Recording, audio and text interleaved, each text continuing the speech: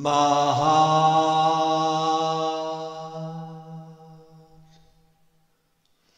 Satguru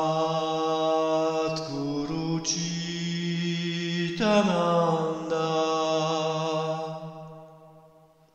Akhanda Swarupa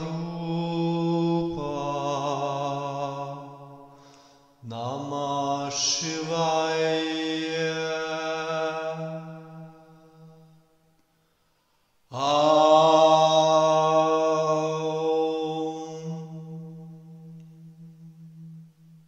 Namasté, bienvenue sur la chaîne du Trika vivant authentique, dit parfois Shivaïsme du Cachemire.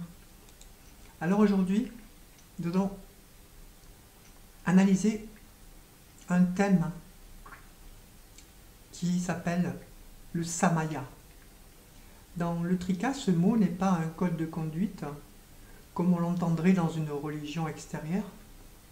C'est un engagement sacré, plus précisément une structure de conscience qui lie le disciple au gourou et donc à Shiva. Et cela n'est pas abstrait ni symbolique, c'est réel, vibrant et vivant. Cela est reçu lors de l'initiation tantrique véritable et agit comme un véritable fil de lumière, une résonance directe de cœur à cœur entre le cœur du sadhaka, de l'élève, et la shakti du gourou qui le guide vers sa libération. Dans le Trika, ce n'est pas une promesse, ce n'est pas un pacte, c'est une mise en résonance. Le Samaya n'est pas un contrat mental, ni un contrat magique ou autre pacte, mais un ajustement subtil entre le souffle, l'axe et l'intention du Seigneur qui t'a appelé par la Shaktipat, la grâce. Alors oui, le Samaya est parfois traduit par vœu ou règle initiatique, mais ceux-là sont des mots faibles, imprécis. Il ne s'agit ni de morale, ni de juridisme. Il s'agit d'une architecture vibratoire, une transmission à travers la Diksha qui ouvre un corridor vers Shiva, à condition qu'on n'en rompe pas la continuité. C'est un peu le même système qu'émetteur-récepteur. Le gourou émet et l'élève, si c'est un bon réceptacle, reçoit. Et c'est un travail en binôme qui contribue activement à la libération. Et cette continuité, elle repose sur quoi? Pas sur une perfection formelle, mais sur la fidélité et la vigilance vivante, sur le fait de ne pas trahir ce qui a été reçu, non pas comme ordre moral ou punitif, mais respecter l'intégrité de la Shakti sacrée. Ainsi, par exemple, quand tu reçois un mantra authentique, il ne t'est pas donné comme un outil, il t'est confié comme un souffle sacré, une vibration vivante. Et le Samaya, c'est ton oui vivant, en fait, bien résumé, synthétisé, à cette reconnaissance. Le Samaya, c'est un oui vivant à cette reconnaissance. Ce n'est donc pas une obéissance extérieure, c'est la reconnaissance intérieure que cette voie est vraie et que tu ne veux pas en sortir, ni par distraction, ni par paresse, ni par arrogance.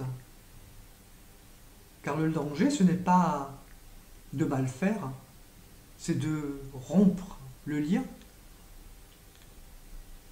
Alors, justement, que se passe-t-il quand on transgresse le Samaya, quand on rompt le lien? Le Trika ne parle ni de punition, ni de damnation, car comme on l'a dit, ce n'est pas une morale extérieure, c'est plus intime et radical, automatique. Quand tu transgresses le Samaya, Ce n'est pas un Dieu intérieur qui te juge. C'est le fil de résonance avec Shiva qui se débranche en quelque sorte de ton cœur. La vibration qui te guidait, parfois à peine perceptible, s'éteint ou se brouille. Tu perds la clarté de la guidance. Ce que tu ressens alors, c'est une perte d'élan, une chute dans la confusion, un retour patent à la dualité. Non pas parce que tu es puni, mais parce que tu es sorti du corridor, du samaya, de la vibration de Shakti, de l'union cœur à cœur entre toi, disciple, et ton maître gourou. Kargina parle des conséquences de la rupture du samaya. Il ne menace pas, il avertit. Il montre que celui qui abandonne la voie après être touché par elle entre dans une souffrance particulière, celle de savoir, plus ou moins confusément, qu'il a perdu l'essentiel. C'est pour ça que les versets de textes sacrés comme dans le Malini Vijayarotara ou le Tantraloka disent que la perte de la Shakti est une grande faute plus grave que toute autre, non pas en tant que faute morale, mais car perdre la Shakti ici, ce n'est pas perdre un pouvoir, c'est carrément perdre la liaison avec la source. C'est dénouer la corde, le lien qui t'unissait à ton but. Alors que se passe-t-il concrètement? Tu retombes dans la dispersion, dans les doutes, dans les chemins détournés. Tu cherches ailleurs. Tu essaies d'enseigner ça par exemple sans y être prêt. Ou tu t'inventes un chemin à ta mesure. Et alors c'est la fin du tantra vivant, authentique et vibrant. Et le début du labyrinthe spirituel. Le samaya, c'est en fait la clé du canal. Le rompre, c'est se couper du spanda, de l'onde sur l'océan de la conscience. Et pourtant, et c'est ça la beauté du trika, ce lien peut quand même être restauré. Non pas par des prières ou des rituels extérieurs, mais par une reconnaissance sincère, une rectification intérieure, une prise de conscience, dans tous les sens du terme, un retour, un seul regard vrai vers le cœur, et la lumière revient instantanément, car elle n'est jamais partie. Tu l'as oubliée, ou tu l'as voilée.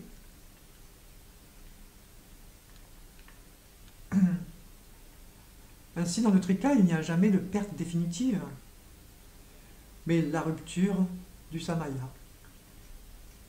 Pourquoi? Parce que la conscience est libre, svatantra va svatantriya. Et parce que le lien à Shiva n'est jamais vraiment détruit. Il est simplement obscurci, recouvert. La transcendance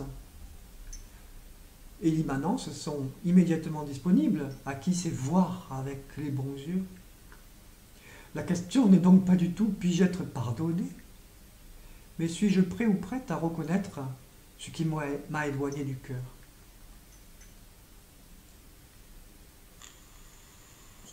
Abhinavagupta, dans plusieurs chapitres du Tantraloka, montre qu'il ne suffit pas d'expliquer ou de corriger. Il faut restaurer concrètement la vibration intérieure du lien. Il faut que le samaya, donc, revive en toi. Et ce rétablissement ne passe pas par des rites compliqués, mais par 3 phases ou 3 actes intérieurs. 1. La reconnaissance du décalage. Si tu ne vois pas le problème, tu ne peux pas le résoudre. Voir là où tu t'es éloigné du canal vivant. 2. La rectification vibratoire.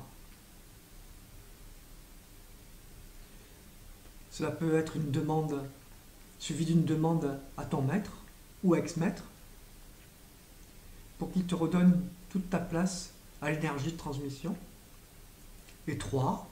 Le retour au samaya vivant, en revenant au cœur, pas à un règlement, en te reconnectant à l'intensité de ta reconnaissance, celle qui a tout ouvert, le lien se restaure. Le samaya est un engagement du feu, mais pas un feu méchant, au contraire le feu de la grâce, non un jugement. Ce que le trika enseigne, c'est que même la transgression peut devenir un moyen de reconnaissance, si elle est méditée, contemplée et traversée lucidement. Pas pour recommencer tout, mais pour comprendre plus profondément ce que signifie être en lien vivant. Et tu ne peux pas tricher avec le samaya, parce que ce n'est pas une règle juridique, c'est un état de résonance vivante avec le maître, le shastra et la conscience elle-même. Le shastra étant le texte sacré, les textes, les agamas. Donc ce n'est pas une punition, c'est un acte d'ajustement, retrouver, c'est cela qui libère. Le simple souvenir sincère libère. Mais ce n'est pas un souvenir mental, c'est la remémoration vivante de ta source.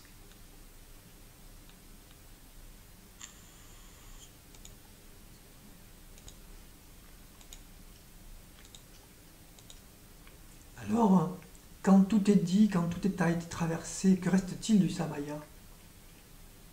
Le mental, l'ego, voudrait que l'ultime soit sans lien, sans code, sans engagement. Mais le trika révèle au contraire ici que l'ultime est fidélité pure, fidélité à la vibration de l'unique. C'est la vraie offrande, le vrai puja.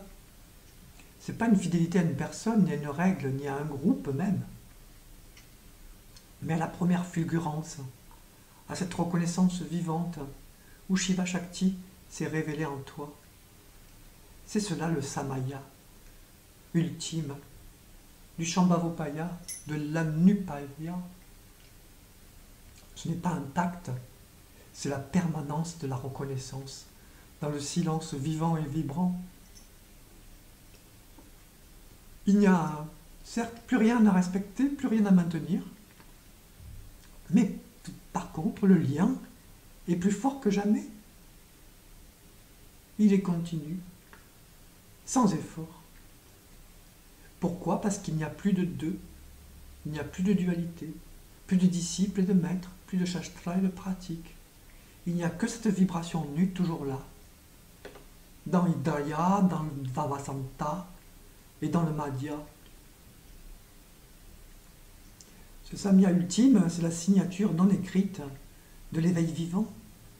Il ne se dit même pas, il se reconnaît. Il se garde, non par peur, mais par intensité, en béatitude. Et celui ou celle qui reste là, sans fuite, ni rajout, ni détour, est accompli dans le trika vivant.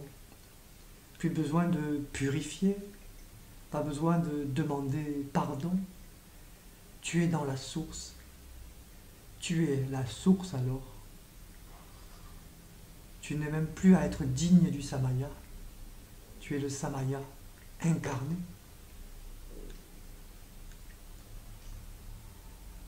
Voilà pourquoi le trika ne condamne pas. Il intègre, il transforme et mène au seuil ultime, toujours dans une liberté absolue, sans contraction, sans contrainte. Le samaya a l'air de commencer comme un code, mais il s'achève dans la liberté totale, silencieuse, mais vivante et vibrante. Et celui-ci est ton vrai nom. Gratitude, merci de ta présence. Kailai